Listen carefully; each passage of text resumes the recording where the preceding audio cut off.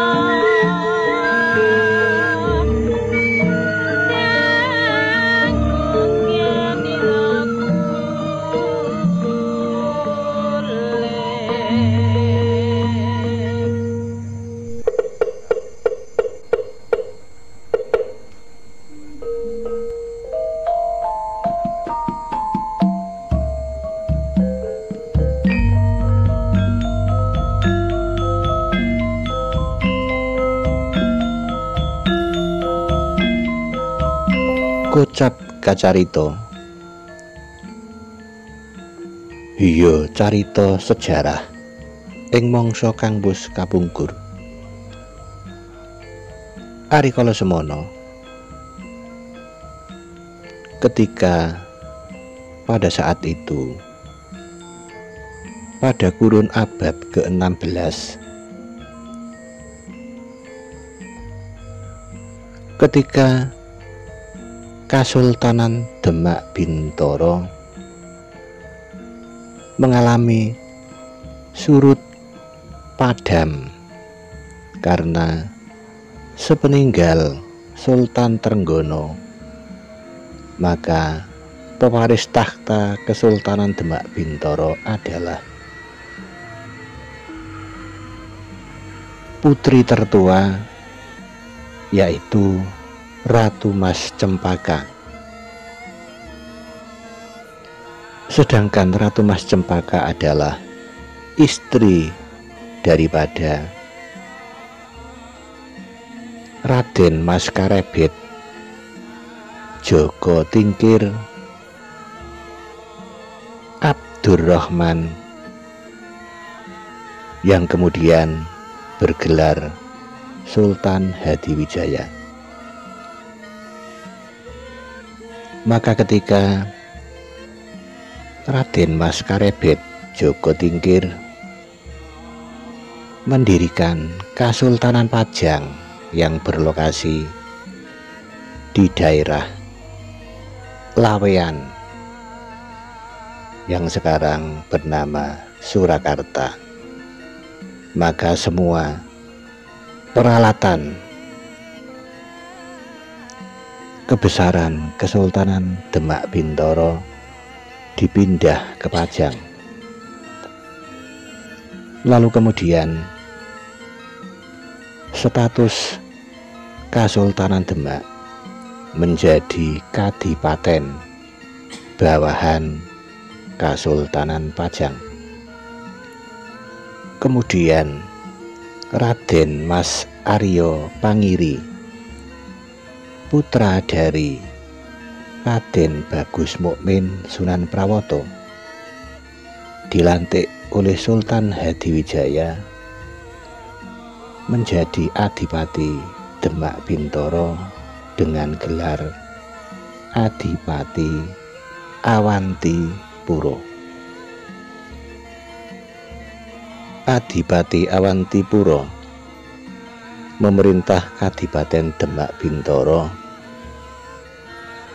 Salah satu orang kepercayaan beliau adalah Tumenggung Wiromanggolo.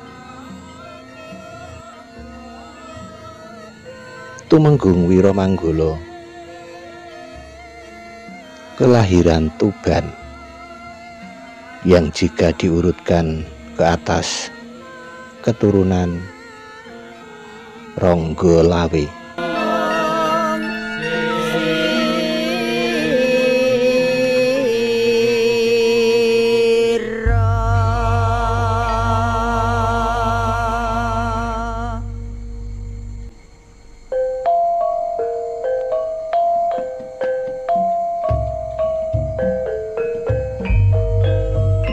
Tumenggung Wiromanggolo mempunyai beberapa orang putra dan putri, yang salah satunya adalah laki-laki yang kemudian hari berkaitan dengan tempat ini, yang bernama Bagus Sujiwo. Ketika Sultan Hadiwijaya wafat, maka pewaris tunggal adalah Pangeran Benowo naik takhta menggantikan sang ayahanda dengan gelar Sultan Hadiningrat. Sultan Hadiningrat baru beberapa bulan menduduki takhta Pajang, kemudian dipaksa turun, direbut paksa oleh Adipati Awantipuro. Maka kemudian Adipati Awantipuro menduduki takhta Kasultanan Pajang.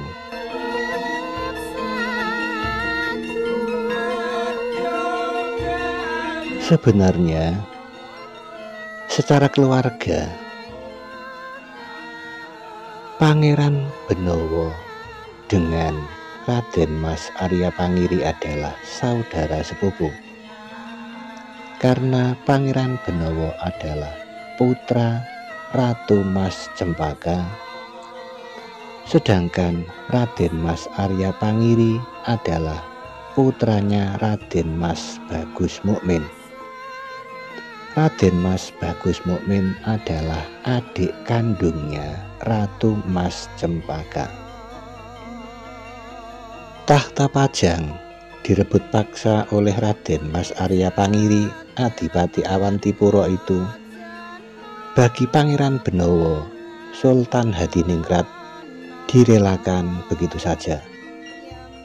Namun bagi Raden Sutawijaya, Panembahan Senopati, tidak merelakan takhta Pajang dikuasai oleh Raden Mas Arya Pangiri. Setelah Sultan Hadiwijaya wafat, kemudian terjadi perebutan takhta Pajang oleh Raden Mas Arya Pangiri, Maka kala itu pula Raden Sutawijaya memproklamirkan diri sebagai adipati di desa Mentaok yang merdeka, lepas dari bawahan Pajang, dengan gelar Panembahan Senopati ing Alaga Sayyidin Panatagomo, yang kemudian desa Mentaok itu disebut sebagai Mataram.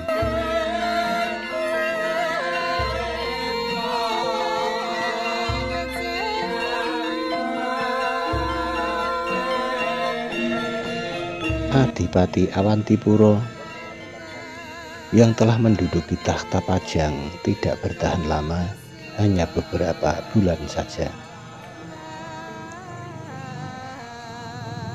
Pajang diserang oleh pasukan dari Mataram dan Jipang atas komando dari Panembahan Senopati dan Pangeran Benowo yang telah memimpin Kadipaten Jipang Panolan. Maka Adipati Awantipuro Raden Mas Arya Pangiri diturunkan secara paksa dari takhta Kesultanan Pajang, yang kemudian Raden Mas Arya Pangiri dikembalikan ke Demak setelah diampuni oleh Panembahan Senopati dan Pangeran Benowo atas permintaan ibundanya Raden Mas Arya Pangiri. Kemudian takhta Pajang dikembalikan kepada Pangeran Benowo, namun Pangeran Benowo lebih memilih menjadi seorang pertapa atau penganjur agama, yang kemudian takhta Pajang diberikan kepada Panembahan Senopati.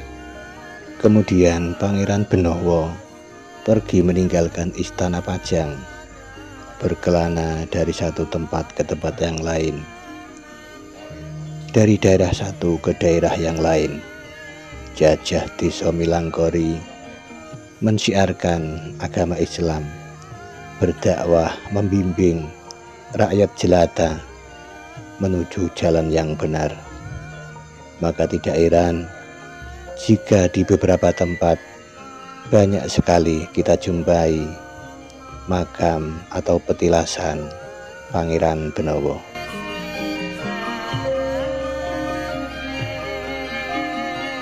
Sementara di tempat lain, di Padepokan Muria, tempat Sunan Muria mengajarkan ilmu agama kepada santri-santrinya. Di situ seorang pemuda sedang rajin belajar tentang agama, juga tentang hidup dan kehidupan. Siapakah pemuda itu?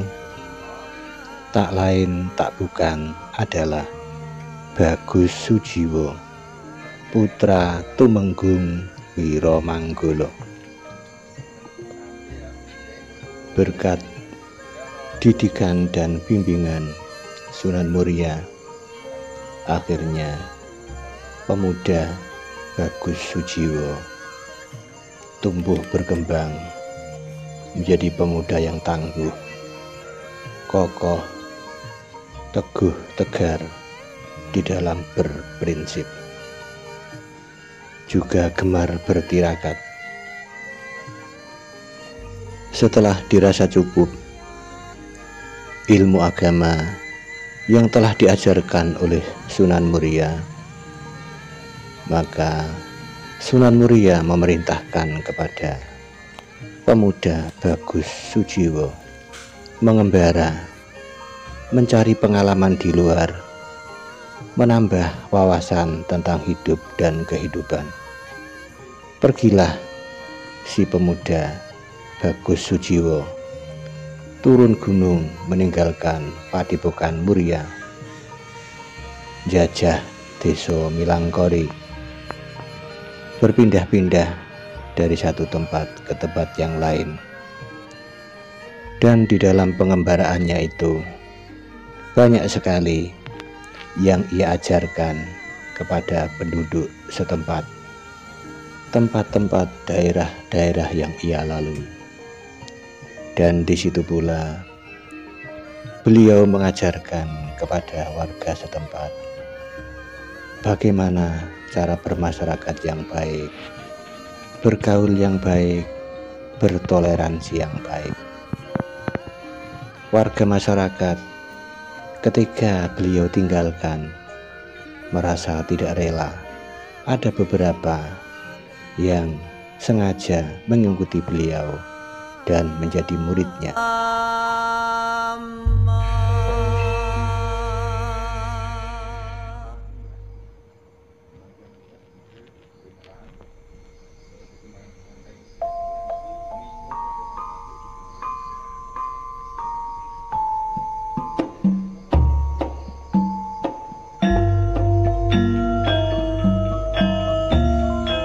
Pengembaraan beliau akhirnya berhenti di suatu daerah yang banyak tumbuh pohon nangka yang berjajar di sana sini. Yang tempat tersebut tidak lain dan tidak bukan adalah tempat ini. Maka di kemudian hari tempat ini disebut dengan nama Kajar.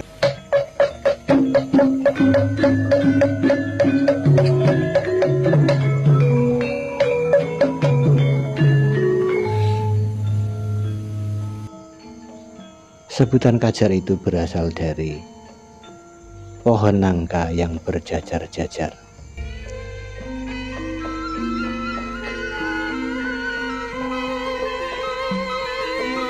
Beliau berkholwat, bertafakur, bersemedi di sebuah tempat yang lokasinya itu sebelah selatan tempat ini, 200 meter dari tempat ini.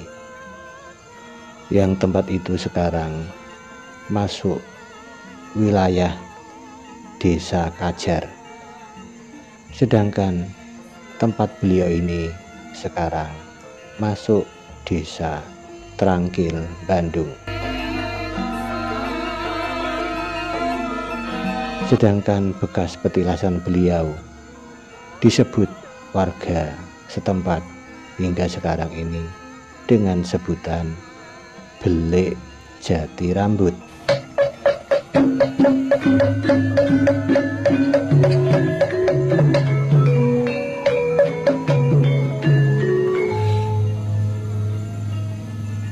Belik Jati Rambut tersebut konon karena sumber mata air yang keluar dari bawah pohon sebuah jati yang sangat besar, dan pohon jati tersebut akarnya merambat kemana-mana, dan pohon jati tersebut dilingkari oleh akar-akaran. Maka akhirnya tempat tersebut diberi nama Belik Jati Rambut.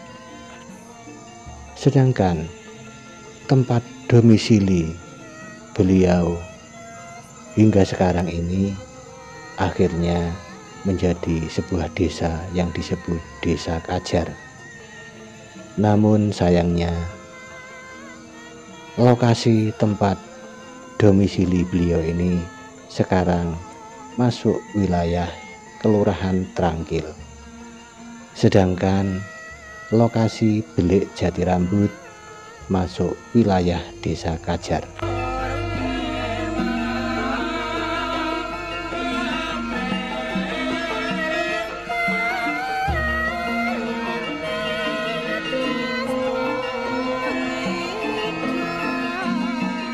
Beliau menjadi tokoh panutan, tokoh yang disegani di sekitar wilayah ini. Bahkan beliau menjadi salah satu penasehat Adipati Wasis Jayakusuma. Adipati Wasis Jayakusuma menganugerahi gelar kehormatan kepada beliau dengan sebutan Ki Ageng Sujiwo Amongrogo.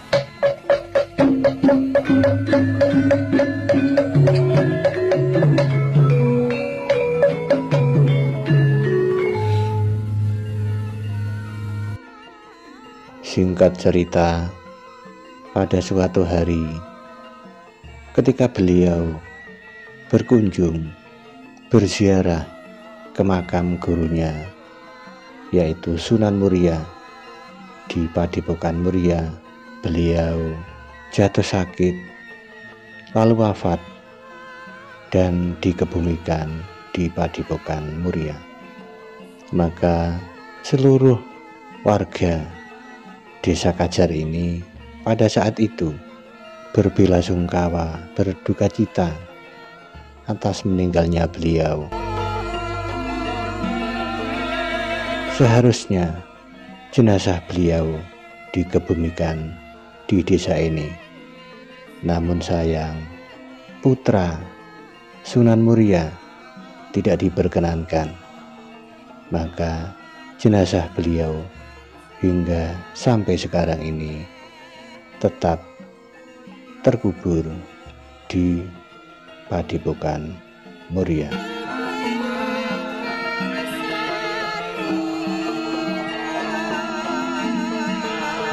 Dari cerita dan sejarah ini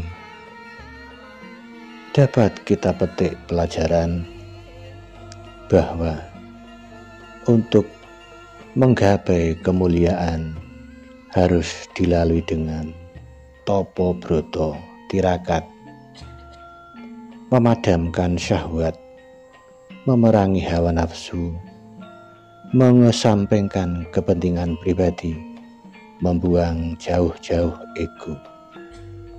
Dengan begitu, maka keluhuran, kemuliaan, kebahagiaan yang sebenarnya bisa dicapai dan diraih.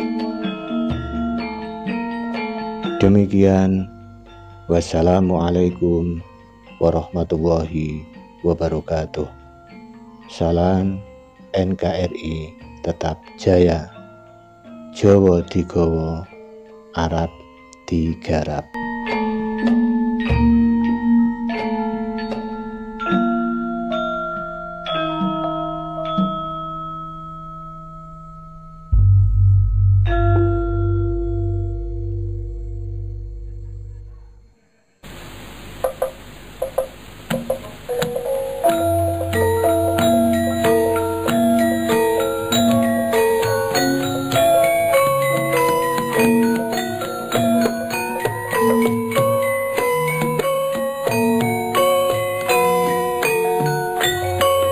Nuwun para pamirsa kadang sutresna budaya sedaya.